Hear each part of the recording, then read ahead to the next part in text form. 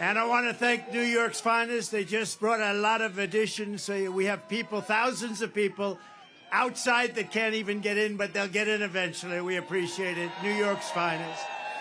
Hello, New York City, and hello to all of the incredible, tough, strong, hard-working American patriots right here in the Bronx. Who would think? Who would think? I'm thrilled to be back in the city I grew up in, the city I spent my life in, the city I helped build, and the city that we all love, New York City. And I'm here tonight to declare that we are going to turn New York City around, and we are going to turn it around very, very quickly.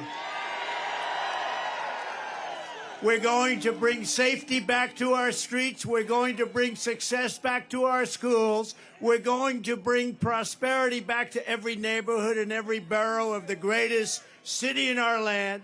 We're going to reduce taxes. We're going to bring businesses and big taxpayers back to New York. Gotta bring them back. Gotta bring them back. And we're going to make New York bigger, better, and more beautiful than ever before. And that includes right here in the Bronx. And it's going to be done and funded starting on January 20th, directly from our great and beautiful White House. Is that okay? For my whole life, I always thought that this city is a monumental testament to the power of the American spirit and the American dream. When New York started as a small, rugged Dutch trading post near the tip of Manhattan in 1624, what you see around you is nothing more than wilderness and marsh. But by the muscle and backbone and genius of the people of New York, we built the city into the towering forest of iron, aluminum, concrete, and steel. We made this city and state into the capital of global commerce. We turned our hometown into the bustling center of a confident, glamorous American culture, and we inspired the entire world. We inspired the world. No matter where you went on this planet, everyone knew that when you said, "I'm a New Yorker," it meant you had smarts, you had grit, you had energy, and above all else, you had heart. You had heart. Big, big, beautiful heart. Everybody wanted to be here. New York was where you came to make it big. You want to make it big, you had to be in New York. But sadly, this is now a city in decline.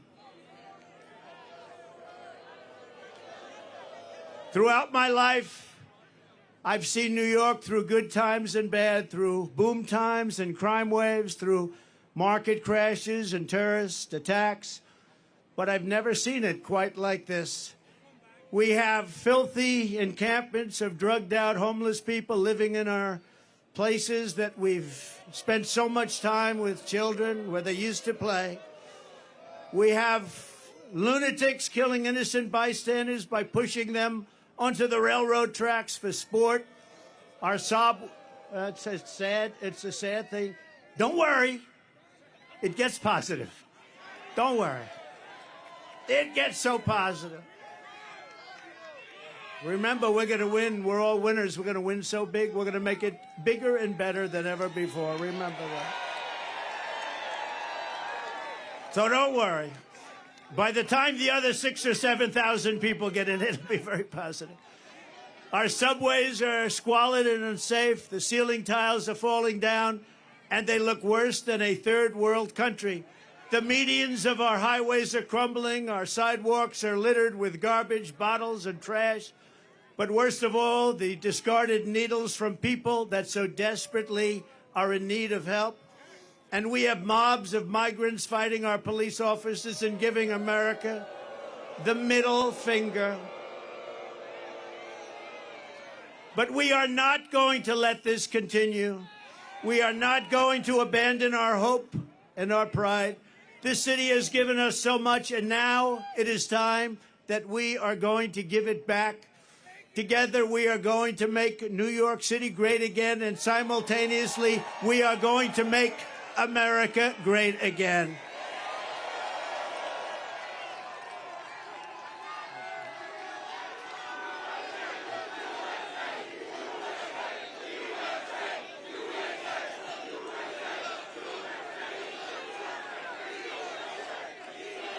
Thank you.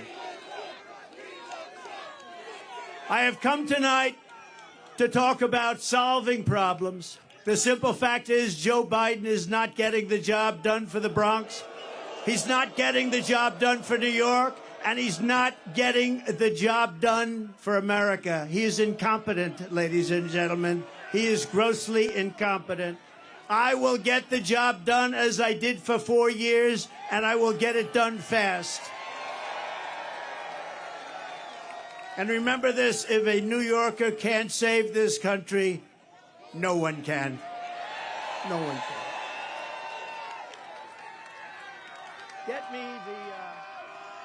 Get me the snake, please.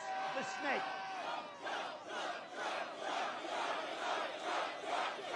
Thank you, everybody. What a crowd. This is something. You know, we wanted to keep it small because who knew? This is like a love fest. Love fest. It's a love fest. We love you. Thank you, darling.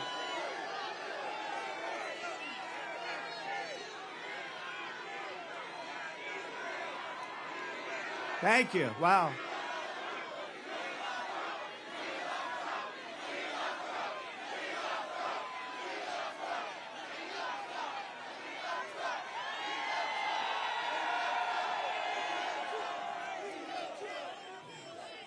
Who said we're not going to win New York? We're going to win New York so much. You know, if we win New York, we win the whole thing. Wouldn't it be nice? Wouldn't it be nice? We take back our country and we'll do a job like nobody's ever done before. And what we did for 4 years was incredible, but we also learned a lot. We're going to get in there very fast with the right people, great people, people that are tested and true. Years ago, there was an ice skating rink, the Wallman Rink in the middle of Central Park. You know that story? That had been under construction for more than 10 years. They couldn't get it open. It was a renovation. They couldn't get it done. Mayor Koch was at his wits' ends. They just couldn't get it finished. They couldn't get it built. They couldn't get it open. People wanted to skate before their children turned old. Almost $20 million was spent over a long period of time. It was an embarrassment to the city. Every day they'd be laying the copper pipe, and every night that same pipe would be stolen. And then they'd start all over again the next day, and it would be stolen. This went on weeks and weeks and months and months. They poured the concrete in small patches in wrong directions and at different heights.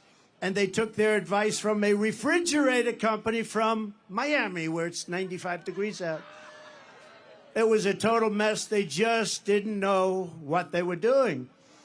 And I saw this, and I wanted my children to be able to ice skate before.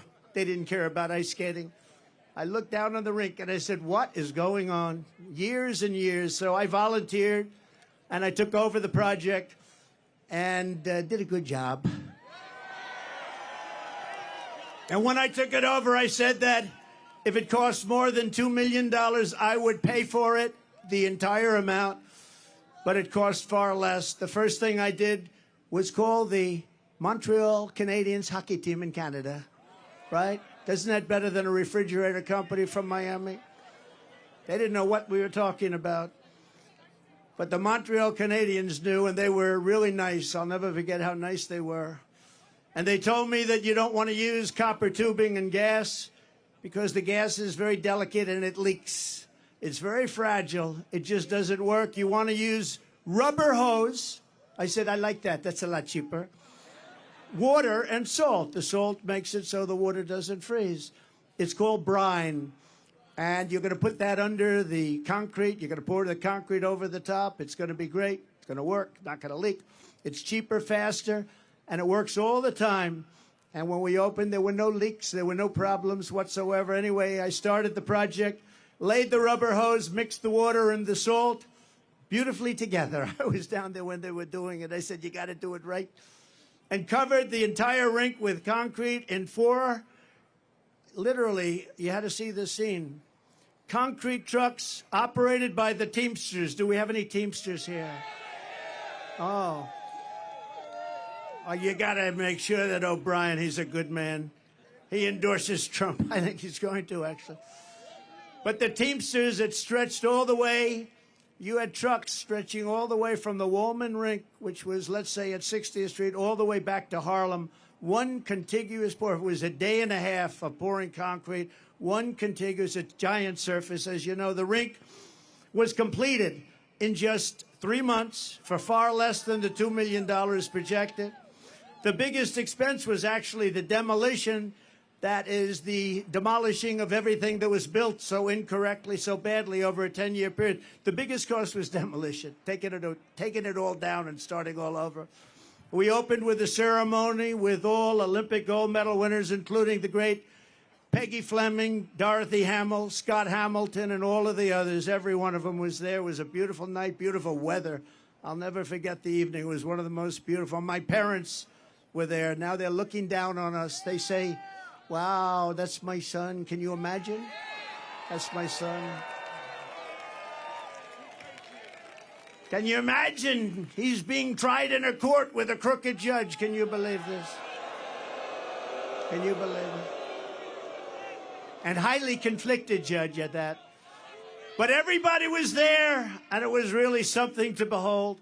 It was an incredible experience, and one of the great experiences of my life in New York. We opened it. It's been successful, and successful ever since. What a great, great experience. It was beautiful. And, you know, a lot of it's common sense. You'd like to say the Republican Party is the party of common sense. You don't go to Miami when you want to make ice. You go to Canada when you want to make ice, right? Or you could go right down the road in the Bronx to Ferry Point, right? Everybody know about Ferry Point. It was another disaster, a development where the city had spent over 29 years, almost $300 million trying to develop it into a luxury golf resort, anything. They'll take anything. They were spending money. You know, trucks were going here, dumping, getting filled up, moving it here, dumping, getting filled up with the same stuff. This went on for years, back and forth, the same stuff. They were feather bedding. They were doing lots of bad things. But really, they didn't know how to get it done. They had no idea how much money they were spending. And when asked how much they spent, they said, "We just don't know." That's been going on for years, decades. They were unable to do it. And at the time, the mayor, Michael Bloomberg, said, "No, it's all right. It's okay." Now, Michael Bloomberg was the mayor, and he called me. He said, "I have to get this done before I finish my term." It was very important to him. He was embarrassed by it. Everybody was embarrassed. It went through Mayor Koch. It went through a lot of different mayors. Almost 30 years, remember that. And he said, in all fairness, he said, "I want to get this done, and you're the one that can do it. You're the only one that can do it." And I said, "And I will do it. I will get it done." And we got it done before he finished his term, which was great. But there were no other bidders to my knowledge. And I took over the project, spending only my money to build it. And I called all of the contractors together. These were tough people. These were tough, hard people. Many of you are probably contractors on that site. And I said, "Look, fellas, you guys have made a fortune on this thing for years and years against the city. It's time we get together and build it. Let's get it built. Let's do it right. And let's get the hell out of here. We owe it to the city." And they worked so hard, the roughest, toughest contractors in New York. They had spirit like you've never seen before. And it was magnificently designed by the great Jack Nicklaus, who told me, "I don't want to make any more money. They paid me enough." Everybody get paid a fortune. Jack said, "I don't want money. I just want to see it get built for the people of New York." And that's what we did. But everybody, just like Jack, they said very similar things. These guys were rough and tough, and they made a lot of money, but you'd think they'd want to make more, but they didn't. They just wanted to get it built. And in just a little more than a year, so this was going on for 30 years, including, think of it, just a magnificent thing to watch. You had to watch these people working, just the opposite of what took place for the first 29 years. But we had a magnificent world-class golf course that many of you have played now. And it's rated as one of the best public courses in the country. And then a short while later, we built a beautiful clubhouse, one of the prettiest I've seen, built it, completed. The project was absolutely beautiful. It opened to great fanfare and great, great success. And do you want to hear the end result, though? Should I? Should I go off teleprompter and tell you the end result? You think Biden goes off teleprompter? I don't think so. He's no good on teleprompter. No, but okay, so I did this beautiful job. And then we had a dispute over January 6th. We had a dispute. And they said, January 6th, we want to terminate his agreement with the city, had a long-term agreement with the city. And they sent me a notice of termination. I said, wait a minute. I just spent $25 million building it, built this magnificent clubhouse. It's in full operation. It took you 29 years. You were spending hundreds of millions of dollars. You couldn't get it done. And the neighborhood came to court totally for me. The Bronx neighborhood. It's in the Bronx. It's on the East River in the Bronx. And we went to court. The city sued to break my agreement that they had just made. And I had done such a great job for them. And it was accolades everywhere. Golf Magazine, all of the big magazines were saying, what a great job. They terminated my agreement. And I went to court. And I will tell you, I had a very good experience. We had a Supreme Court justice named Deborah James. And I have to give her credit. I didn't know her, never met her. Deborah James, a African-American woman who came to my defense. We explained it, and the city explained it. They said, we want to terminate it. They had no reason. And we said what we just said. And she looked at them, and she said, in effect, how dare you? This man came in. He put up his own money. He did an incredible job. You were building it for 29 years. How dare you ask for this to be terminated? How unfair is that? Deborah James, a great Supreme Court justice. That's all I can tell you. And we won the case. But it's not easy doing business in New York, I'll tell you. Not easy. So I just appreciated that. I had to tell that story. And as you know, then I renovated Grand Central Terminal. I built the Grand Hyatt Hotel on 42nd Street and Park Avenue. And as part of that, I renovated the beautiful Grand Central Terminal, did a really good job on that. And then I was very much responsible for the construction of the Jacob Javits Convention Center, where Hillary Clinton was going to have her big evening. That was not good. Remember? We had the glass ceiling. You know, we built glass ceiling. She said, we're going to break the glass ceiling. It didn't work out.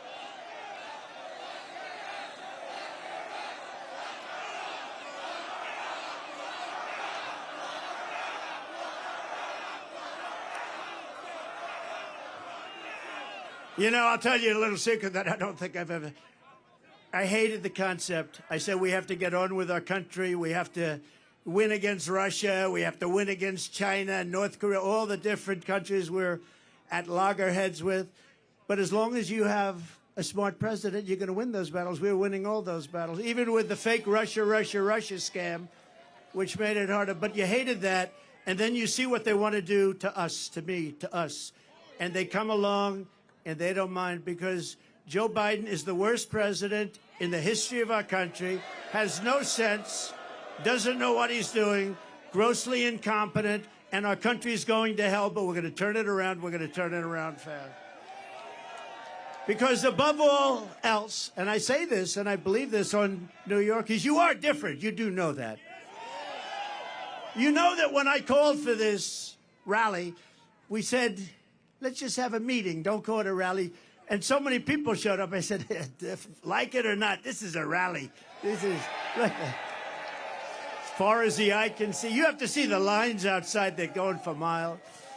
But when we saw it and we saw the love, because I called up this morning, do the people like me or do they hate me? They said, they don't like you, sir. They love you. I said, oh, thank you. So I appreciate it. And I love you, too. But above all else,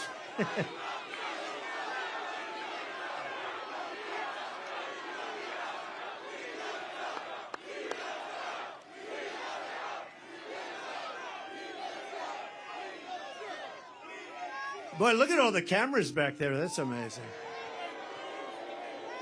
That's the fake news. Yeah. You know, they'll say tonight, Donald Trump spoke to a very small crowd of people in the Bronx. It was a very hostile crowd, very hostile. They hated him very much. No, sometimes they're okay. You know, I agreed to do a debate with crooked Joe Biden on CNN with fake Tapper. And I think they'll be fair. Does anybody think they'll be fair? I might be. No. That's all right. When they said, here's your story, you can have a debate on CNN with fake Tapper as the primary host. And I said, I'll do it.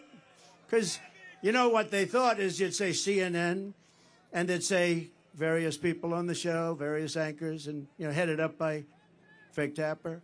And they thought I was going to reject it. I don't want to do it. Then Biden would say, I offered to debate, but he wouldn't do it. So they said, we want to have a debate. I'll take it. Well, we haven't even told you what the debate is all about. Then they said, today, they said, we'd like to set up tables so you sit down. I said, I don't want to sit down for a debate. Let's go. At some point, so we're not sitting down. We're going to be standing up for the debate. And here's what you know. If crooked Joe Biden makes it through the debate, which I think he will, they're going to say it was one of the great debate performances in history. One of the greatest debate performances. But there they are. And we're on every network tonight. I don't know what's going on. We're on Fox. We're on all of them. So have a lot of fun, but we're on all of them. So they understood. They understood before anyone how big this would be.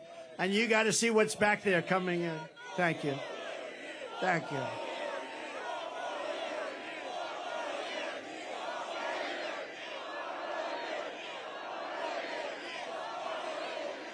But above all, New Yorkers have something called common sense, and we do have common sense. An old-fashioned American common sense is exactly what I intend to bring back to the White House, just like we had for 4 years. You know, we had 4 of the greatest years in the history of our country. We rebuilt the military, we cut taxes, the biggest tax cut in history, the biggest regulation cut in history. We defeated ISIS. We defeated ISIS. And we did it in about 1/100th the time. They said it would take 4 to 5 years. It took me like 2 months, right?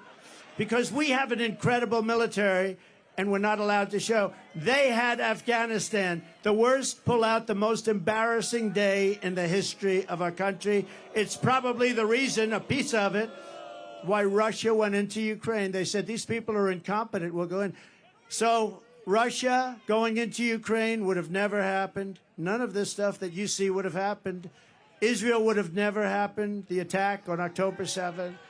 And you wouldn't have had inflation. As soon as I get back into the Oval Office, I am going to pick up the phone and I'm going to call your mayor and your governor, and I'm going to say, this is President Trump, and I want to come back and help. Look, you have a Democrat governor, you have a Democrat mayor, and we are going to work with them, and we're going to get this state and this city at a level that it's never seen before, frankly. I think we can do that, too. We're going to be helping them a lot, much more than anybody would expect. It doesn't matter whether they're Democrats or Republicans, because this is about our city and our country, and it's really about the people. And in this case, the people of New York City, New York State. We're going to make you very, very happy. And Biden can't do it. He doesn't know he's alive. You know, see all the stairs here? Stair, 2 of them behind me, 1 in the middle. When he's finished with his 2.5 minute, you know, do you ever watch a speech? They last for about 1.5 minutes. When he's finished with his speech, he can never find the stairs. He can never find the stairs. And when he does, it's not a pretty picture either. Thank goodness for Secret Service. They come up and they guide him off. No, this is not what we need. When you see President Xi of China, when you see Kim Jong-un of North Korea, when you see Putin, and you see all of these people, they're at the top of their game, whether you like it or not, and they can't believe that this has happened to the United States. We have lost respect all over the world. We were the most respected country in the world 4 years ago. We were respected more than our country was ever respected 4 years ago, and now we're being laughed at. We're like a joke, and that's not going to happen. That's not going to happen. We're going to do whatever it takes to fix our roads, bridges, and highways.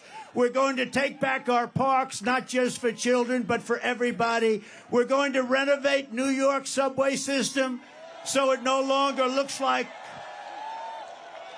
it hasn't been cleaned since 1932, but rather it will be the most beautiful transit system anywhere in the world. I don't know if you know it. It's by far the biggest infrastructure, subway infrastructure in the world, and we're going to make it by far the biggest, and now we're going to make it by far the best. We're going to make it beautiful again. And a lot of it is topical. You know, the expensive work people don't understand because they're not in construction. It's topical work. It's topical. It's built. The expensive, the hard, the labor, the money, the big stuff is done. We're going to make it beautiful. We're going to make it good. And most importantly, we're going to let New York's finest do its job. The transit cops do their job. We're going to make it safe. Most importantly. And importantly for the people that are before me today, we are going to make life in New York affordable again. It's gotten totally out of control. The minute crooked Joe Biden shuffles out the door, I will rapidly rebuild the greatest economy in the history of the world. Look, we had the greatest economy in history. Everybody here, where you have a small business or if you had a job, you were getting more than you ever made. And we had no inflation. We had no 1.4%, considered none, considered better than none, because frankly, none in its own way is a bad thing also. We had a perfect number, 1.4%. It doesn't matter whether you're black or brown or white or whatever the hell color you are. It doesn't matter. We are all Americans, and we're going to pull together as Americans.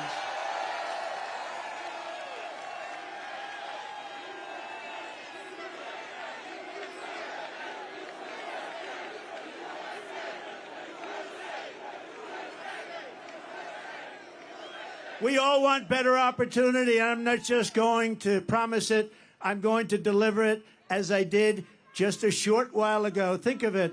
You know, when I went down to Washington, I was only there 17 times. I never stayed over. I didn't know that society.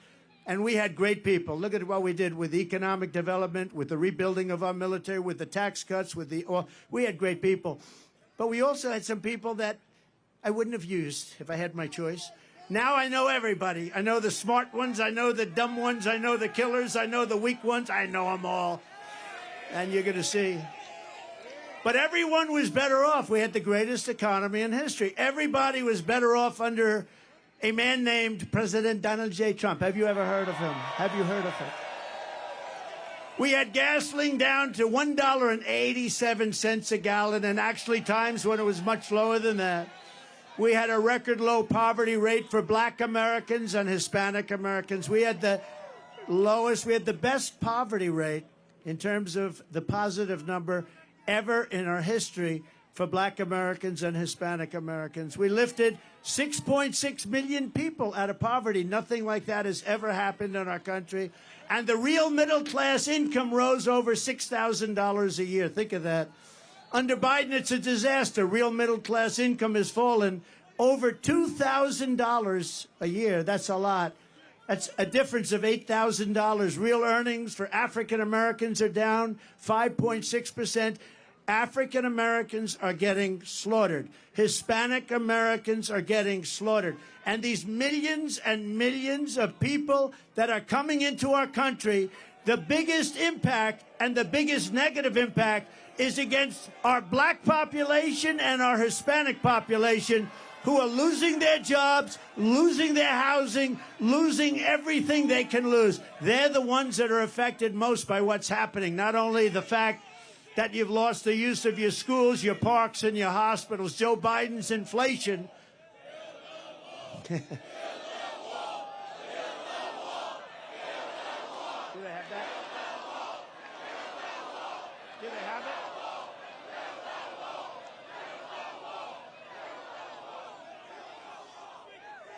Speaking of the wall, so we built much more wall than we built 571 miles of wall. We had the safest border in history. We were going to put up within a period of 3 weeks. It was all built, laying there, ready to be put up, designed by the Border Patrol, who are incredible people, ICE, who are incredible people, all together. I wanted to put up concrete plank for the contractors here. They didn't want it. They had to have hardened steel. They wanted 6,000, 7,000-pound concrete. They wanted rebar in the middle. They wanted different materials, harder to cut. So we had very hard steel, very good stuff. Everything was good. We had the panel on top. It was called an anti-climb panel. We had the best wall, and it was going to be, we were going to add 200 miles of wall. It would have taken about 3 weeks. And then we had the rigged election, and you know what happened after the rigged election? They took the wall, and instead of putting it up, they sold it for 5 cents on the dollar. And I said, these people really do want to have an open border. And that's what's happened to our country. Our country has gone to hell because of it. It's gone to hell. But I want to thank Mexico. I want to thank, because I went to Mexico.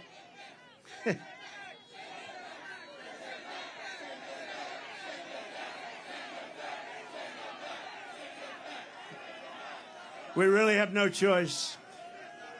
He said, send him back. There's a chance, send him back. Nobody wants to send anybody back, but you have no choice. This is not sustainable by any country, right? This is not sustainable. But we had Mexico, and we went to Mexico, and I said to the president of Mexico, good man, by the way, a very good guy, happens to be a socialist, but these are minor details. I said to him, Mr. President, we need you to give us 28,000 soldiers to guard the wall. He said, well, how much would you pay for that? I said, nothing. I'm not paying anything. You're sending them in. They're coming in caravans. You have to do it. And he smiled and he laughed. He thought it was funny. He thought it was like, you know, I was kidding. I said, no. They're coming in through Mexico. We need 28,000 soldiers, free of charge. And he said, Donald, I cannot do that. I said, here's what you do. I don't want to embarrass you, so I'm not going to negotiate with you. Send me a negotiator. Give me a top negotiator. I want to see him. And he came to the White House, a very handsome man, dressed in one of the most beautiful suits I've ever seen. In fact, I was going to ask him, who is your tailor? I'd like to buy one of those suits, but I didn't think it was appropriate to start the negotiation that way. And I said, you know that you're going to give us 28,000 soldiers, don't you? No, we are not going to. We will never do that. I said, of course you're going to. 100%. He said, we're not going to. He said, no way. I said, way. You're going to give it. He said, 100%. And you're also going to have a new policy. It's called Remain in Mexico. Nobody can come into our country until they're free. And then you're going to have catch and release into Mexico. You know, we have catch and release into our country. Even if they're criminals, we catch them, we check them, we see they're a criminal, we release them, we say, come back 5 years later, you'll have a court case. Nobody ever comes back. So I said to the State Department, and a wonderful woman, but a bad negotiator, I said to the State Department, give me your top 10, give me a top 10 list, give me your top 10 things. I said to ICE and Border Patrol, give me a top 10. They gave me a top 10 list, and a lot of it had to do with all of the horrible disease that pours through. People that have highly contagious diseases are coming into our country at levels that we've never seen before. So many other things. And they gave me a top 10 list, but they laughed. They said, sir, they'll never do. We've been trying to get this stuff for 25 years. I said, if I were a betting man, I would bet you any amount of money. You'll have it very quickly. So this man comes in. I said, we want a policy, remain in Mexico, Tijuana. Hundreds of probably the fastest growing city in the world for a period of a year. That place was loaded up with people. They weren't allowed into our country. And we had already built a lot of the wall, a tremendous amount, 571 miles. Without that, we couldn't have ever done this. And he said that we're not going to do it, sir. I said, you are going to do it. He said, we're not. I said, here's the story. I'm not going to mess around with you. I have to go. I have a very important meeting, much more important than this. I said, here's the story. You're either going to do it. It's Friday evening. Or on Monday morning at 7 o'clock in the morning, we are going to put a 25% tariff on everything that Mexico sends into our country. And then 1 month later, if you don't do it, we're going to put a 50%. Then we're going to go 75. And because I'm a nice person, we're going to stop at a 100% tariff. And here's the, and I had it literally written. I'm saying, should I sign it or not? Am I going to waste the ink or not? Because I'll sign it right now. On Monday morning at 7 o'clock, you're going to pay up to a $100 tariff. He said, sir, I'd like to make a phone call. I said, I wonder who you're going to call. Let me guess, you're going to call the president. He comes back 3 minutes later. Sir, it would be our great honor to give you 28,000 soldiers free of charge. It would be our great honor to have a policy of remain in Mexico. Anyway, we got all 10 things. It took about like 10 minutes. It was not. And now the other day, did you see? Mexico said to crooked Joe Biden, we want $20 billion a year just for the privilege of negotiating with you. We want you to pay us. Did you see that? It was a little article. You hardly. There's a slight difference, would you say? He would have never asked that. He would have never asked it. So he said they want 20 billion. 20 billion, not 20 million's a lot. They want 20 with a B, $20 billion a year just for the privilege of negotiating with Mexico. And you would never get the things that they gave up remain in Mexico. They gave up catch and release in Mexico. They gave up they gave up everything. They gave up everything. They did. They did give up the Constitution. Joe Biden, his inflation has cost the average New York household a staggering $24,000. Think of that. Because the costs have gone up so much. Bacon has gone, I don't eat bacon anymore. It's too expensive. It's true. It's gone up like 4 times. I said, what's with bacon? But if you look at the Biden price hikes, very much caused the runaway inflation, the likes of which I don't think we've ever seen before, anything like it. And they're costing average New York families $1,000 a month just in the inflationary costs. I call it the Biden inflation tax because it's a tax. On day one, we're going to throw out Bidenomics. They're going to replace it with MAGAnomics, like your hats, MAGAnomics.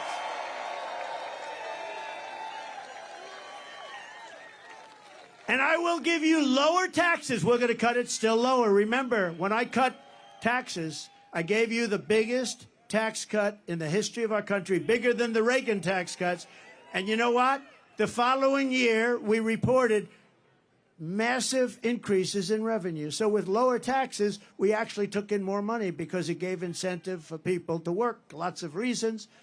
But I will give you low taxes, low inflation, low interest rates, rising wages, growing incomes, and fair trade for the American worker. And we will make energy affordable again by saying, drill, baby, drill. Drill, baby, drill. Your energy costs will come down within the first year by 50%. That's not bad. That's a hell of a promise. And it will, too. We can drop that so quickly. Remember, it was his stupid energy policies that caused the inflation. Now, it's more than energy. Now everything's like on fire. The whole place is a mess.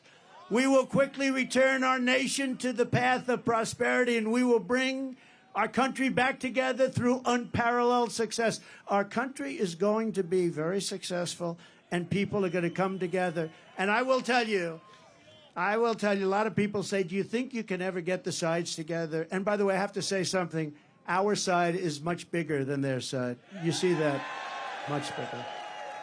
We're more quiet, much more quiet. But when we get going, we're much tougher, right? We're much tougher. But it is much bigger. But I saw it. We had the greatest economy in history, and I was getting calls from the other side. I call it the radical left. But left-leaning, to put it mildly, Democrats, can we get together? Because everybody had the best they've ever had.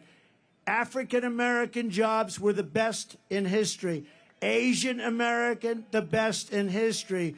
Hispanic, the best in history. Women, people with a diploma, people without a diploma, people that went to the great Wharton School of Finance, MIT, Harvard, they were doing better. And the people that didn't have a high school diploma were having the best. Everybody was better. There wasn't one group, not one, that went down. And it was bringing our country together. So it can happen. And when they ask, because I get that question a lot, do you think the sides can ever get together? And I went through the experience, and we can get together. And then we had COVID come in, and we had to fight that battle. And we did a great, I've been recognized as having created a great economy and great military, defeating ISIS and all the things. We rebuilt the entire military, created Space Force, all those things. We never got the credit, and we had no wars. Thank you, sir. That's very nice. Remember Hillary Clinton used to point at me, he will create wars. No, no. They said his personality will create wars. I said, no, my personality is going to keep us out of wars. And I was right. First president in 78 years that didn't start a war. We had no wars. None of these stupid wars. Such a shame. When you see all the people that died in these horrible wars in the Middle East and everything else, countries didn't want us, dropping bombs all over the place. Spent $9 trillion in the Middle East. We bomb the hell out of the place, then we leave. You know, in the old days, to the victor belong the spoils. We don't do that. We bomb the hell out of everyone, then we come back home. It's so sick. It's so sick and so stupid. These people that led us are so stupid. You want to use that as a last resort. You can solve these problems with a meeting or with a telephone call. You don't have to drop billions of dollars worth of bombs on people's heads. You don't have to. It's called peace through strength. It really is. And there's no reason for it. What they did in the Middle East is so incredible. They bombed the hell out of the place, and then they left. But to the victor belong the spoils. We didn't do that. Now, in Iraq, years ago, I was a civilian, but I got a lot of publicity for whatever the hell reason. And I said, don't go into Iraq. Don't go into Iraq. Don't go into Iraq. But if you're going to go in, keep the oil. Well, they went in, and they didn't keep the oil. And Iran, by us destroying Iraq, the military of Iraq, you know, for years they fought each other, and they were equal sizes, equal everything. They were equal military partners. And for 1,000 years under different names, they would fight, a religious thing. They'd fight. They'd go 5 feet left, 5 feet right, 5 feet left, 5 feet right. Somebody would say they have gas. Somebody would say they have nuclear. Then they'd rest for a few years, and they'd fight again. But we blew the hell out of one side, Iraq. So now Iraq is a subsidiary, essentially, of Iran. Congratulations for the geniuses that got us into that mess. Because Iran essentially controls, and that was the other thing. When I was president, Iran was broke. They had no money. I said to China, if you buy, they bought a lot of oil. I said, if you buy anything, but if you buy oil from Iran, we are going to do something to you. What's that? You're not going to do any business in the United States. He said, well, that's the end of buying oil from Iran. Every country was told that. Iran was broke. They had no money for Hamas. They had no money for Hezbollah. They had no money for anything. Then Biden comes in and he takes all of the sanctions off. And they go out, and now Iran has $223 billion. Congratulations. And we're the only ones for 5 hostages. We just paid $6 billion. And for electricity for Iraq, we just paid $10 billion. And think of it. Iraq has billions of dollars that we're paying for their electricity. So we were in a position, there was no terror, there was no threat, there was no nothing. And now Iran has become a big threat again.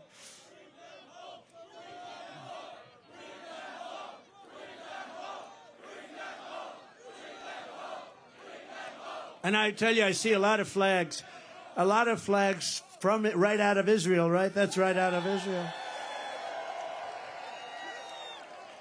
But remember, I said it a month ago, and it's a terrible thing to say, but I believe it. Many of the hostages that you're waiting for, and everybody's waiting for, those hostages, many of them are dead. Many of them are dead. And it's a horrible thing. It's a horrible thing, but many of those hostages are dead. And that's why when you see these negotiations where Hamas is like not getting back, they're saying, man, we could make a good deal, but these people are no longer alive. When I saw the way they were treated, when I saw they were thrown into the cars and how horribly they were treated, there's no way that those hostages, and some will be alive, but many of those hostages are dead. It's a very serious, horrible thing. It would have never happened if the election weren't rigged. It would have never happened if I were your president. They would have never done it. Because we have so many young people here today, I want to talk about, just for a moment, about success. Do you remember I used to give talks on success before politics? Okay, that's enough. We're going to do it. I know you're on our side, but it's enough. We're going to get them home. It's a rough situation. But remember, we used to give talks on success for the learning addicts and for others. And I used to do that before politics, and maybe it's one of the reasons I went in. But because, well, bringing our city back, it starts with getting the right leadership. It also involves men and women just like you. But I talk a lot about success, and I get paid money to talk about success. I would have done it for nothing. But then because of politics, and if you take a look, because of politics, I stopped doing that. But I think we're in the Bronx. We have young people, people that aspire to success. And I just wanted to know, I'm so tired of politics. Can we devote 6 minutes to success? Okay. So, for all of you young people, I think it's, look, I've been through tremendous, I've had great success. I've had it in entertainment, I've had it in business, I've had it in politics. I ran for office. What office did you run for president? How'd you do? I won. Actually, I won twice. We did much better the second time, so. We got millions more votes the second time. But it doesn't compare to this time. There is so much more. We had tremendous enthusiasm when I don't call her Crooked Hillary anymore. I call her Beautiful Hillary because I took crooked and used it for Joe. I don't like using it for two people. But we had tremendous enthusiasm in 2016. We had unbelievable more enthusiasm in 2020 because we did such a good job. In fact, one of the big problems in 2016 was the wall. It was the border. I fixed it. So good that I couldn't talk about it in 2020. I kept saying to my people, I want to talk about the wall. I want to talk about the great job I did on immigration. I stopped people from coming in. They said, sir, nobody cares. You already fixed it. I said, this is a terrible thing. You fix it and you can't talk about it. But let's talk about, for the young people, just to listen for a couple of minutes, because we've been talking about politics so long, I'm OD'd. You know what that means? I'm OD'd on politics. I'm OD'd on Trump. I turn on the television, Trump, Trump, Trump, Trump, all different stories, Trump. They're driving us crazy. So I believe in the expression. Did you ever hear this expression? The harder you work, the luckier you get. You know who said that? A great golfer named Gary Player. He was smaller than other golfers, but he worked harder than other golfers. And he ended up with the most career wins of any golfer. He ended up with 9 majors. And, he was small in stature, but big right up here. But he made that say, it was the first time I ever heard about it. He said, it's a funny thing happens. The harder I work, the luckier I get. That was an athlete saying that. Amazing, right? It's the first time I heard it. Probably been said by others, but it's true. I can tell you, if you didn't work really hard, there is very little chance that I would be standing here right now. Another part of success is something I learned from my father. I had a wonderful father. Wonderful parents. I'm lucky. You got to be lucky. Got to get great parents. If you're going to spend your life working really hard, you have to love it. You have to pick something that you really enjoy. Sometimes your parents will say, don't do that. But you got to, a little bit, in that case, you got to follow your own way. You got to love it. Ideally, you're going to love something where there's a potential, because there are some things you love, but it's not going to do you so good. So ideally, fall in love with something that's good. Some people go into a business where it's a very hard business. If you can go into business, that's an easier business and do well. But I see it all the time. Somebody has every ingredient for success, smart, brilliant, everything's good. But they're in a business where you hit your head on the wall. It's a very tough business. Try finding something where it's a great business with a great future, and there are plenty of them out there. My father taught me about construction, but what I really learned from him was that he worked 7 days a week because he really loved to do it. I mean, he would work on Sunday, he'd go to church in the morning, and then he'd go and work. And I know some people that don't believe in working on Sunday. You couldn't keep him away from work. But he loved working, and he was happy. He was married for a long time. That's one thing I'm not going to top him on. He was married. He was married for a long time, decades and decades. I said, Pop, I'm not going to beat you on that one. Never going to beat you. But because his work made him happy, but he was happy when he worked, and he was successful, and he knew what he was doing. He'd build a house on one side of the street. Somebody else would build a house on the other side of the street. And he'd build his house faster, better, cheaper, and he'd sell it for less money. The other guy would build the house for more money, take him longer, couldn't sell it. My father would go buy the house for less money than it cost him to build the first one, and he'd sell it.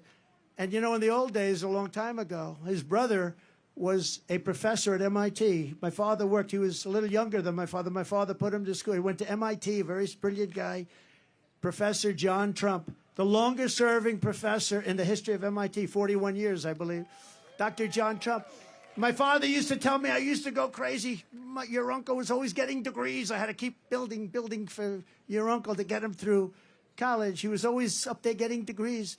But he was at MIT for 41 years, a brilliant guy. He used to talk to me about nuclear because he was a nuclear genius, along with a genius at about everything else. And he used to say that someday there'll be a time when a small package carried by hand can blow up an entire city. And I said, no way, Uncle John, that's never going to happen, Uncle John. Guess what? He was right a long time ago that he said it. But my father would price a house. And I'd say, how did you price in those days, Dad? He said, pricing was everything. He said, I'd sell a house for $3,999.99. And that one penny made the difference between selling it and not. One penny. If I made it $4,000, I wouldn't sell. But psychologically, $3,999.99. And he sold houses. And guys wouldn't sell them. But he used to tell me that one penny, sounds crazy, but it wasn't crazy. Psychologically, people thought they were buying it for $3,000, not $4,000. It's sort of like getting an 89 on a test in school or a 90. A 90's an A, and an 89, 1 point, is a B+. Another lesson: when times are tough, sometimes that's when you perform the best. You have to learn that about yourself. You have to learn it about yourself. Are you okay? Are you guys okay? Oh, okay, take your time, yeah? Take your time. Doctor, any doctor, please? Doctor in the house. Thank you. Are you okay? You take your time, darling. Yeah.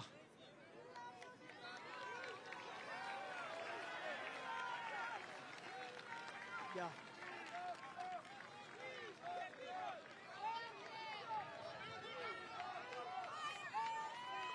Take your time.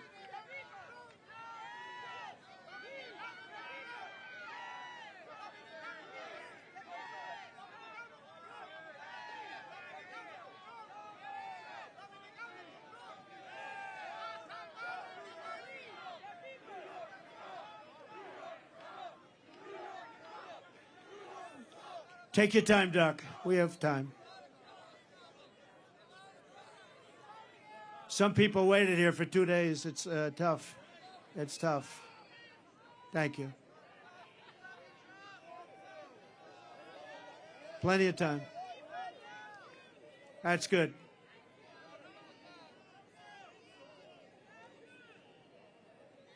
Water.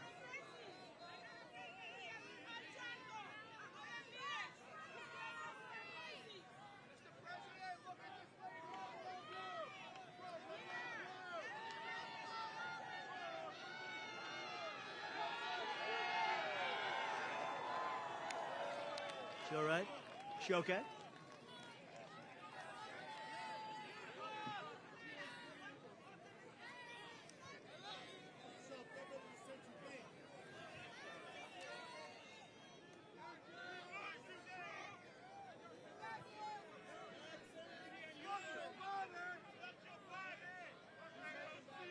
She doing all right? She doing okay? Thank you, Pat. Plenty of time.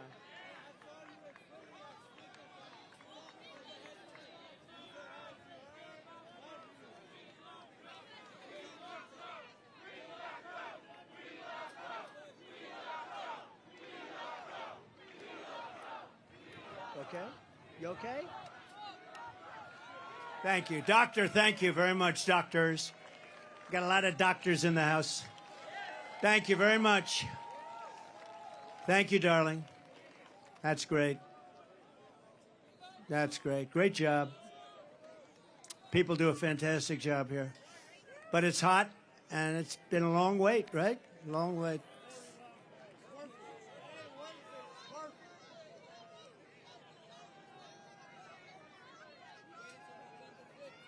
Thank you very much, Doctor. Appreciate it. Thank you. I know she's going to be okay because she's so tough.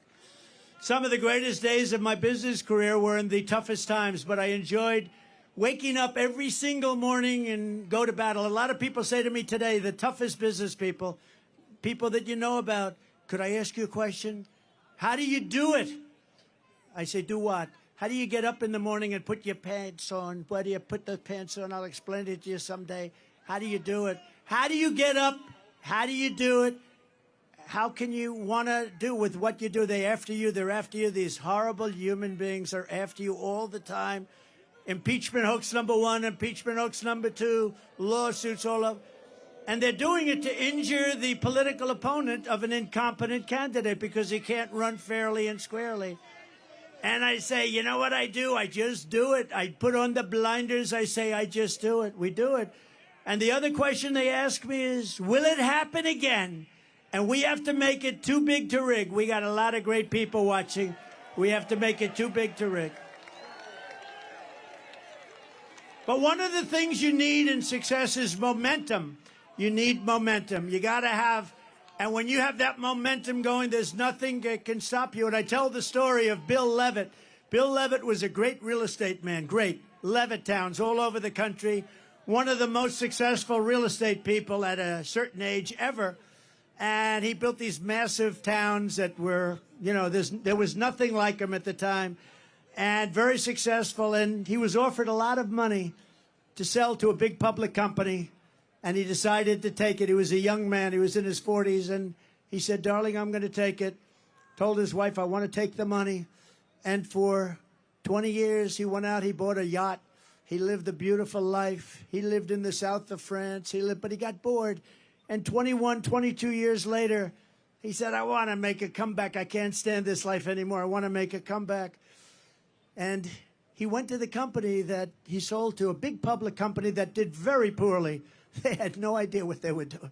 You know, he used to, by the way, he used to pick up every nail, every piece of wood, he used to sell the sawdust, everything. Every penny was a major event. And now you had this big public company. They didn't know what the hell they were doing. So he went back and he made him an offer. They didn't want to sell, and he paid a little more. And he ended up buying it for an okay price. And he was so happy. He said, now I can go back to work. And he went back, and everything he touched turned bad. The market turned on him. The jobs turned on him. He was no longer able to get zoning. He was spending a fortune. He had just purchased it for a lot of money. And he ended up going bankrupt. He was bankrupt. And I was young when I met him, and I was at the party of a very big person, big public company person, and Bill Levitt was there, and I was in the real estate business, so I knew who he was, and you probably indirectly know who. And everybody was shunning him a little bit. Nobody cared about him anymore, but I did, and I went over to him, and I say, hi, Mr. Levitt, I'm Donald Trump. I know it. I was doing great. I was sort of like a hot guy. I was hot as a pistol. I think I was hotter than I am now, and I became president, okay? I don't know. I said to somebody, was I hotter before or hotter now? I don't know. Who the hell knows? Who the hell knows? Who the hell cares, right? But he knew who I was, and I went up. I said, so, are you okay? And he said, I'm not really okay. I made a mistake that I'll never forget. And he was, by this time, a pretty old guy. And he was sitting in the corner of this magnificent Fifth Avenue apartment where there were 25 very successful people. But I wanted to talk to him. I wanted to find out what happened because he lost everything. Everybody knew it. It's very public. And I said, what happened exactly? What happened? He said, son, I lost my momentum. I had something going that couldn't be stopped, and I should have just stayed. I lost my momentum. And I've never forgotten the term. If you lose your momentum, you got to figure it out. But Bill Levitt lost his momentum, and he died penniless. And he was the biggest real estate person on the planet. And I've never forgotten that story. And it was a sad story. He was a good man, too. I thought he was a good man, but did an unbelievable job. Today, you have Levitt towns all over the country, and pretty amazing. But you have to always keep moving forward. And when it's your time, you have to know it's your time. And I said to myself, in terms of politics, I said, you know what? We did so well in number one. We did even better in number two. I said, we got to do it again because you have to do it. Maybe I'm wrong. And I'm not doing it for myself. I'm doing it to make America great again. You know, if I didn't think we won, easily won, I would never do this. Because you know what? In many ways, it's easier. You have a winner, you have a loser. It's okay. I won once. It was a big upset, I guess. I don't know why it was an upset. Because I'd go and I'd have 50,000 people at a rally. She'd go and have 200 people. And then they say, why did I win Michigan? Why did I win Pennsylvania? Why did I win all these states that a Republican hadn't won in many years? Why? And by the way, we're up in Pennsylvania. We're up in Michigan. We're up in New Hampshire today. We're up in Florida at numbers that you wouldn't even believe. But I also think it's very important to know what you want. You have to set your sights high. Set your sights so high, higher than you ever thought possible, and make your goals big and go after it. That's why I say we won't just make New York a little better. I say we want to make New York a lot better, better than it ever was before, right? And finally, you have to take pride in your accomplishments. Do not take for granted what you've achieved. Forget it. It's over. It's good for your confidence, but it's over. Go forward. Think to the future, not to the past, but learn from the past. You know, wherever I go, I know that if I could build a skyscraper in Manhattan, I could do anything. It's very tough. Building a 68-story building on Fifth Avenue is hard.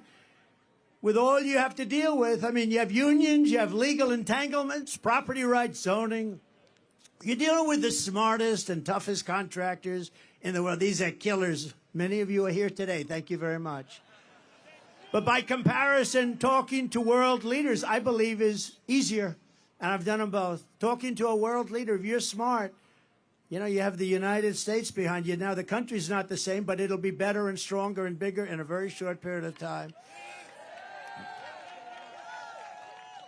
You know, we have so many different things we could discuss having to do with the Republican Party. But the biggest thing, I think, and I really mean this, and it's happening more and more, and I see it all the time, because really you have to be the party of common sense as opposed to the Democrat Party. It's a party of failure, extremism, and gross incompetence, and that's what it is. And they're going to destroy our country. But our country has faced down much harder challenges before and come back stronger than ever. That's why I so firmly believe that we can quickly make America a great and glorious nation again. When I take office, we are going to restore public safety and the rule of law in New York City. That starts with stopping the pouring into our country of millions and millions of illegal immigrants, which are causing a new category of violence called migrant crime. We have a migrant crime happening now. You add that to the crime already. A terrible statistic. Venezuela was a very crime-ridden country. They just announced a month ago 67, but now they just announced 72% reduction in crime in Venezuela. In Caracas, they took their gang members, they took their drug dealers, they are emptying out their prisons. They're taking everybody that's a problem and they're dumping them into the United States of America. We're like a dumping ground. But many countries are doing that. I would say eventually all countries would be doing that. If I headed up Honduras, if I headed up any one of the countries that are neighboring or not neighboring, and we're not talking about just South America countries. We're talking about countries from Africa. The other day, 22, think of it, 22 people from the Congo. Where do you live? We came from jail. What did you do in jail? We don't want to tell you. They're now living happily. They come from Africa. They come from Asia. They come from all over the world. They come from the Middle East. Yemen. We're bombing Yemen. Here we go with the bombs again. We're bombing Yemen. And people are coming in from Yemen. Large numbers of people are coming in from China. And if you look at these people, did you see them? They are physically fit. They're 19 to 25. Almost everyone is a male. And they look like fighting age. I think they're building an army. They had 29,000 people over the last... I think they're building... They want to get us from within. I think they're building an army. This is not... You know, it's interesting. Did you see them? They all have tents. They all have gas-fired stoves. I mean, this is not like an illegal immigrant. This is... They're building something. They have something in mind. We're going to end all of that stuff. They respected your president. They respected our country. And we're not going to let people, we are not going to let these people come in and take our city away from us and take our country away from us. It's not going to happen.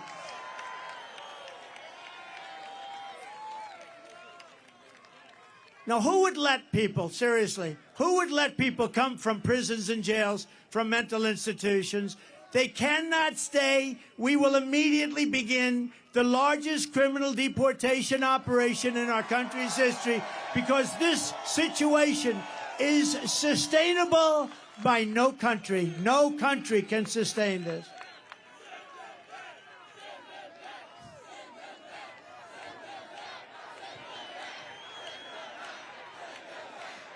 As we speak, there are hundreds of thousands of Biden migrants invading our city and our country. We no longer have border states like Texas and Arizona. All states, including New York, are your border state. The people are pouring through Texas. They're pouring through Arizona. They're pouring through every state. Every state is now a border state. Every state is now, we're talking about, in my opinion, 16 to 17 million people. And these are not necessarily people that are going to help us as a country. We want to be nice. We want to be respectful. They're coming from so many places we don't have any idea. In many cases, we don't even know what the language. You know, you have languages that people don't even know about. We have languages where there's nobody in our country that speaks these languages. They're coming from places we have no idea what's happening with our country. The flood of migrants is putting crippling burdens on our communities, your schools, hospitals, parks, and public resources.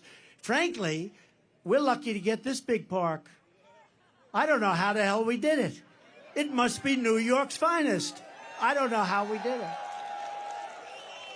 They call it the Biden migrant invasion, and it's wrong. It's immoral. And the vast majority of New Yorkers agree with me that this is unacceptable. It's unacceptable. We must stop it. We must stop it immediately. And, you know, for the people coming up, it's also unacceptable. They come up in what's called caravans. The women are treated horribly. They're being raped at levels that nobody's ever seen before. Nobody wants to talk about it. The fake news will report that, oh, it's so terrible what he said. But it's fact. It's fact. The people are being treated. They're coming up in 100 degrees, and then it's freezing. They're coming through snake-infested areas. It's a hell of a journey, and so many people are dying coming up. If we told them, please do not come up, you're not going to come in, like I was telling them for a long period of time, they wouldn't come. They're being offered, look at California Governor Newsom. Governor Newsom. He offers education. He offers medical care. He offers pensions. He offers everything. He'll even give them an electric car because they're all over the place. How about the electric mandate? You like the all-electric mandate? Not too much. Huh? Does anybody like a car that doesn't go very far? Costs a lot. In Brooklyn, American students at James Madison High School were recently told they had to stay at home from school so their classrooms could be turned into housing for thousands of, right? Thousands of migrants. Very simply, Joe Biden puts illegal aliens first. I put America first. I put America first.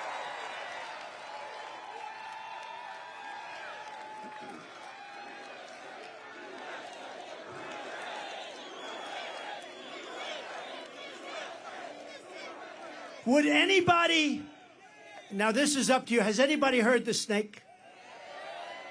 Would anybody like to hear the snake? Because we can stay here all night, I don't care. Would you like to hear the snake? So it's a metaphor, it's an old song, and it was redone. It didn't have anything to do with snakes or people or illegal immigration, but this has to do with illegal immigration. And I think it's very accurate, actually, and it's very sad. But I'll go and we'll do it, and some of you have heard it, and many of you haven't. But we're going to do it right now for the great people of the Bronx and elsewhere. We love the Bronx. We love the Bronx. Are you ready? On her work, and you know what? You know what this is all about, right? Did you know? You've heard this before? Have you heard it? We got the greatest people here. On her way to work one morning, down the path along the lake, a tender-hearted woman saw a poor half-frozen snake. His pretty colored skin had been all frosted with the dew. Poor thing, he said, I'll take you in, and I'll take care of you. Take me in, O tender woman, take me in for heaven's sake. Take me in, O tender woman, sighed the vicious snake. She wrapped him up all cozy in a comforter of silk and laid him by the fireside with some honey and some milk. She hurried home from work that night, and soon as she arrived, she found the pretty snake she'd taken in had been revived. Take me in, O tender woman, take me in for heaven's sake. Take me in, O tender woman, sighed the vicious snake. She clutched him to her bosom. You're so beautiful, she cried. But if I hadn't brought you in by now, you truly would have died. She stroked his pretty skin again and kissed and held him tight. But instead of saying thank you, ma'am, the snake gave her a vicious bite. Take me in, O tender woman, take me in for heaven's sake. Take me in, O tender woman, sighed the vicious snake. I saved you, cried the woman, and you've bitten me, but why? You know your bite is poisonous, and now I'm going to die. Shut up, silly woman, said the reptile with a grin. You knew damn well I was a snake before you took me in. Right? So when we allow people from prisons, when we allow people from insane asylums and mental institutions, which are being emptied out all over the world, you know, their prison populations are going way down. You know why? Because they're being dumped into the United States. When we are allowing terrorists at numbers that we've never seen before, remember the snake. Remember the snake.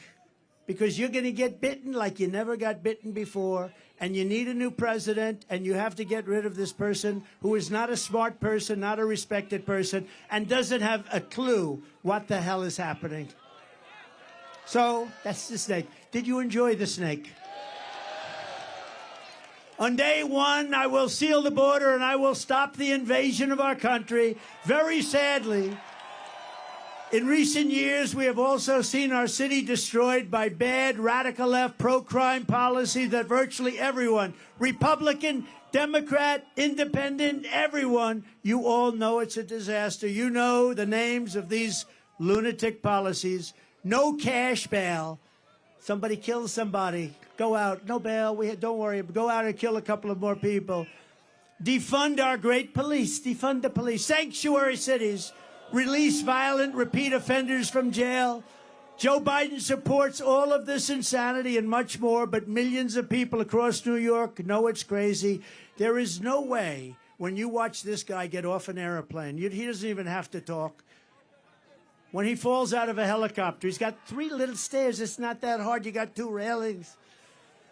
You don't fall out of helicopters. You don't fall upstairs. He falls up. He has more trouble going up than he does coming down. That's a little sick. But you're just not going to vote for him. You're just not. We got to win. If we just win the state, it just puts it right. It's such a big state. It puts it to bed. You're going to have a president and people, but you're going to have a president that understands what we have to do. We have to be nice about it, but we have to do things. And we're going to be done. And the world is going to respect us again. We were never so respected as we were 4 years ago. President Xi of China, Putin, Viktor Orban, did you ever hear of him? Prime Minister of Hungary, very tough guy, known as a strong man. Oh, they hate it when I talk about him because they say he's a strong man. Trump loves strong men. I don't know. I like weak men, actually. I like weak men. I'd much rather have a weak man than a strong man.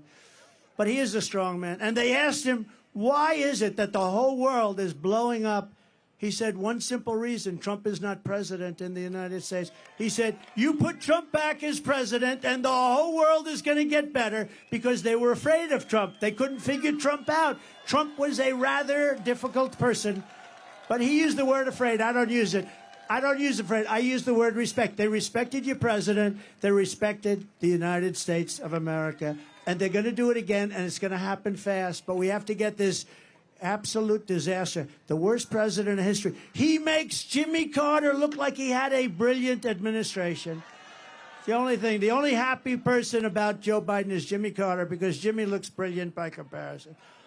I also want to thank New York's finest. I grew up with them. I know them. I love them. I love our firemen. I love our teachers. These are incredible people, and we have to bring the word respect and honor back to them, right where it belongs.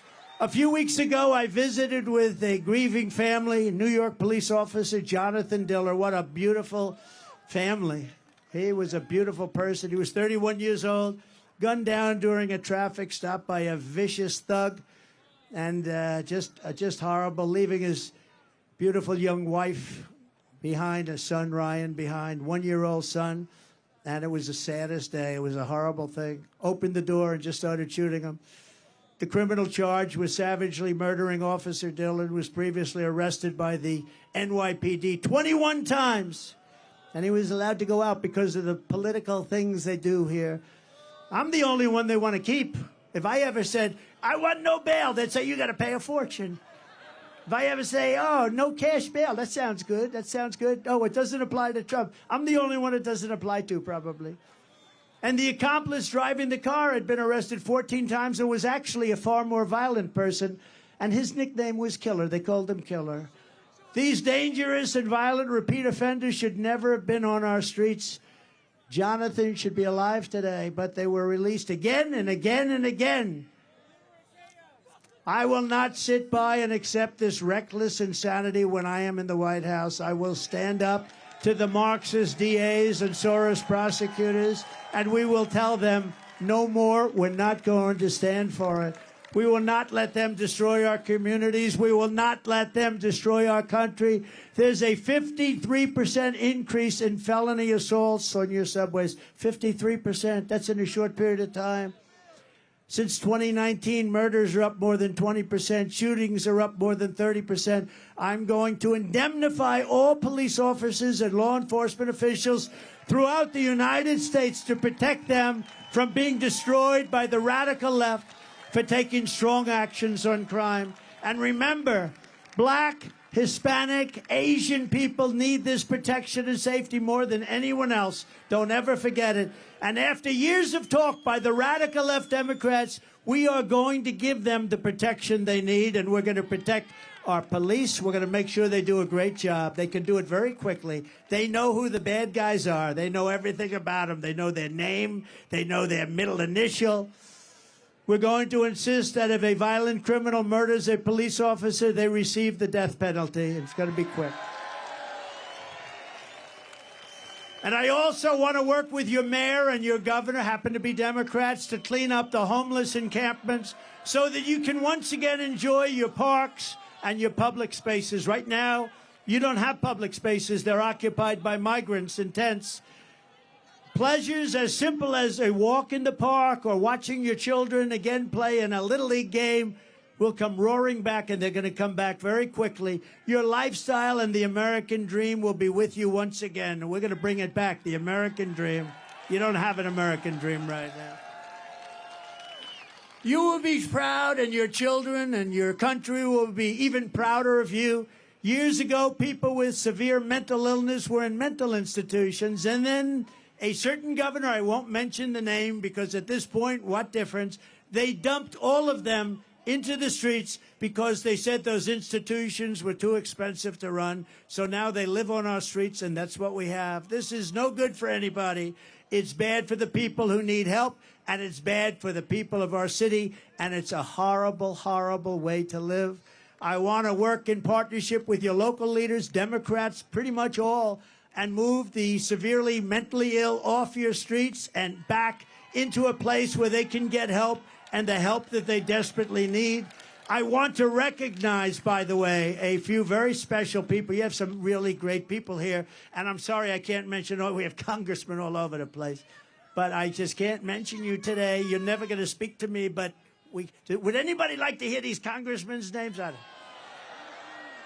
But I do have to mention a few people. We're truly honored to be joined by a man who is a Democrat and a former member of the New York City Council, and he's been a friend of mine, and he helped me very much with the Ferry Point project and getting it working, and did a really good job. Ruben Diaz Sr. Come on up, Ruben. Good.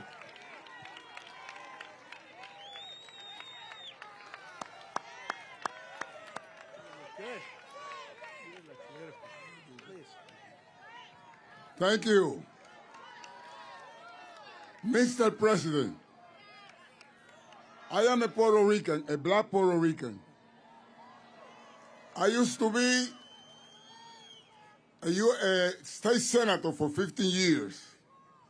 And I used to be city council member. Today I'm here for various reasons. But I want to tell you first that as a Puerto Rican, as a Hispanic, I want to apologize to you for the conduct of Judge Juan Merchan. As a Hispanic, I want to apologize. Thank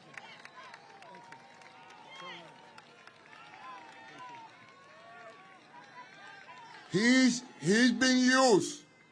He has been used to destroy you. But we know better than that. We know better than that. As a minister, president of the New York Hispanic Clergy Organization, I want to tell AOC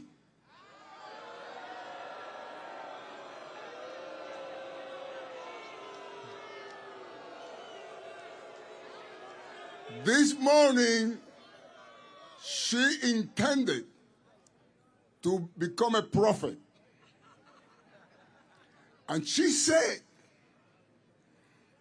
even God doesn't want Trump in the Bronx because it's going to rain. Madam Prophet AOC, you have become a false prophet.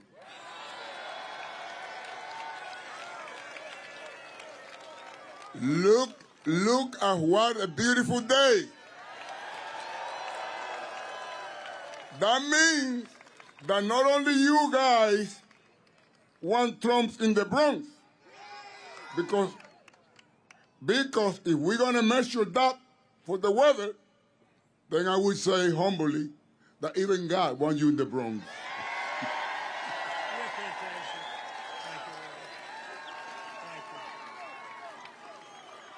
And I want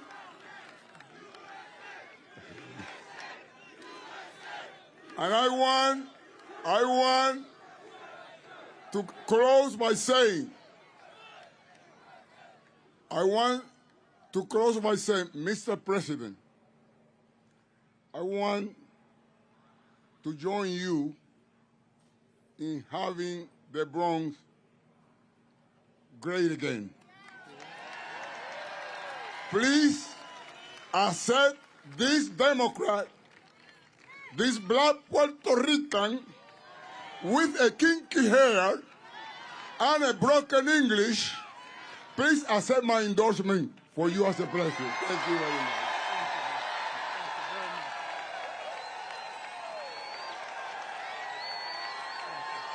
Beautiful job. Thank you.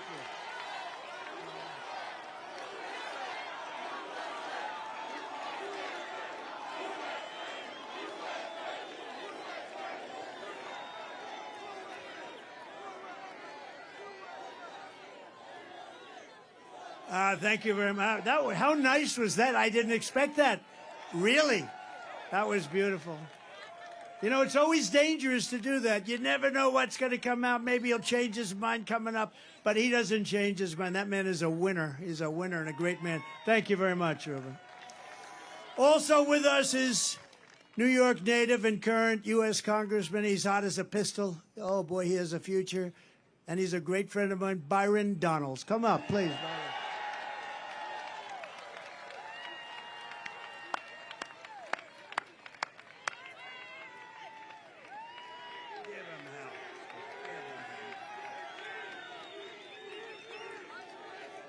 Wow.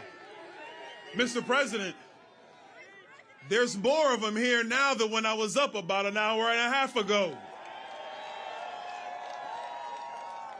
If there's one thing we know, is that this man was one of the best presidents this country has ever had.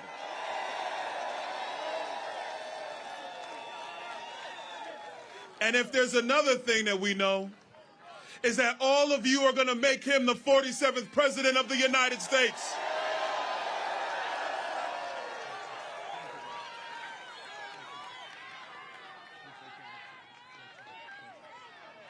Thank you, Byron. Great. What a good future.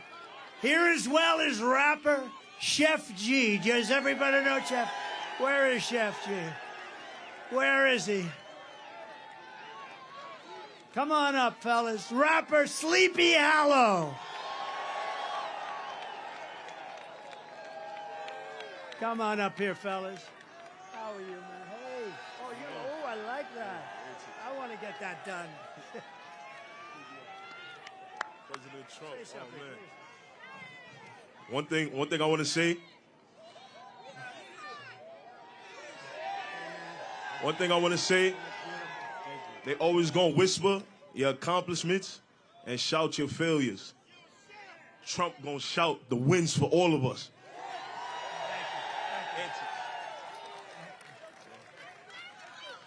Make America great again.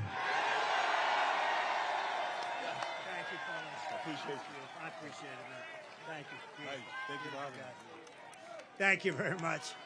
That's where I like those teeth. I want to find out where you did. I got to get my teeth like that. I want that to happen to me. As somebody with a fantastic future in the Republican Party and beyond, Gavin Wax, thank you. Young Republicans, Gavin, wherever you are. Thank you, Gavin. Adam Solis of New York, Young Republicans, who's been fantastic. Thank you. Thank you very much. Thank you. Good job you're doing. Madeline Brame of Blexit. Thank you, Madeline. Thank you very much. Somebody that's a real star in politics and done an incredible job and so popular in Nassau County. The county executive, Nassau County, Bruce Blakeman. Come up, Bruce, for a second. Come up, Bruce. Where is Bruce? We got to get Bruce. Where is he? That's a long way to come up the hill with Bruce, right? Come on up, Bruce. Come on. This guy is central casting. If I'm doing a movie on a politician, this is the guy I have playing. Come on. That's great. Thank you, Mr. President. Thank you very much, Mr. President. Both my parents were World War II veterans. Not many people can say about that. They would be shocked and appalled by what's going on in this foreign invasion from our southern border. Nassau County is not a sanctuary county, and when Donald Trump gets reelected, this will not be a sanctuary country. God bless America.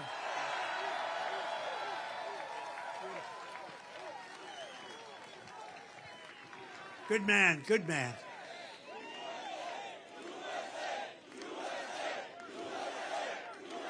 Thank you very much. National Committeeman and Chairman Joe Cairo. Joe, thank you. Thank you. Thank you, Joe. And Andrew, thank you very much for being here. Star of the future. I heard you made a good speech. Thank you very much. Thank you all. Thank you, everybody. We have so many people out there, but we're going to finish this up. This has been, I didn't know. I woke up, I said, I wonder, will it be hostile or will it be friendly? It was beyond friendly. It was a love fest. From the very first day that we take back the White House, I believe we are going to have the 4 greatest years in the history of our country. We're going to restore peace through strength. We're going to keep radical Islamic terrorists out of our country. We're going to protect our great seniors, and I will never let anyone touch your Medicare or your Social Security. Under the Democrat program, they will be gone. We are going to restore free speech in America. We are going to fight for your right to school choice, something you all want. And I will not allow schools to impose COVID vaccine mandates or mask mandates. We are going to get far-left Marxist lunacy out of our children's classrooms. We're going to keep men out of women's sports. And we will, once and for all, secure our elections. But all of this, saving New York and saving America, starts with telling crooked Joe Biden, the worst president in history, you're fired, like the apprentice. You're fired. Get out. You were terrible. You're destroying our country, Joe. Get out. If you want to help, you must vote. I believe that we can win New York State. We have levels of support that nobody's seen before. I mean, look at this. So register, volunteer, turn out everyone you know. Don't assume it doesn't matter just because you live in a blue city. You live in a blue city, but it's going red very, very quickly. We must work together as a team to win. New York has always been the home of proud patriots like you. You are proud patriots. You love this. You love this city, you love this state, and you love our country. New York was the city loved by Teddy Roosevelt, Norman Rockwell, the great Flo Ziegfeld, General Douglas MacArthur, George Gershwin, Frank Sinatra, and in baseball alone, Babe Ruth, Lou Gehrig, Joe DiMaggio, Jackie Robinson, and many, many others.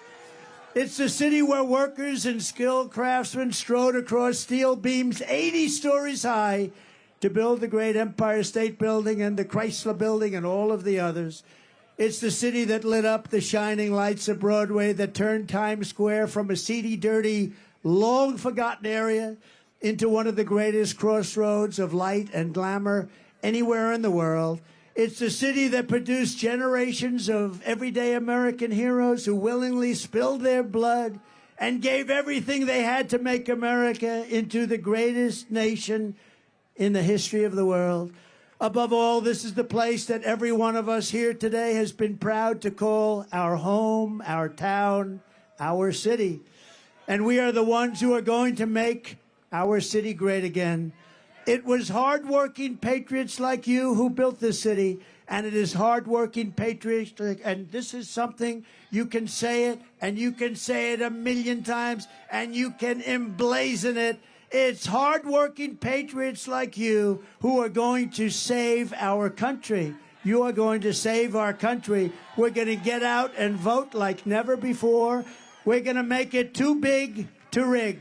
Our vote is going to be too big to rig. So one thing they can't guard against, working together, there is nothing we cannot do and no height we cannot achieve. Together we will make America powerful again. We will make America wealthy again. We will make America strong again. We will make America proud again. We will make America safe again. We will make America great again. Thank you, Bronx. Thank you, New York. We love you. Thank you. God bless everybody. God bless you. God bless you.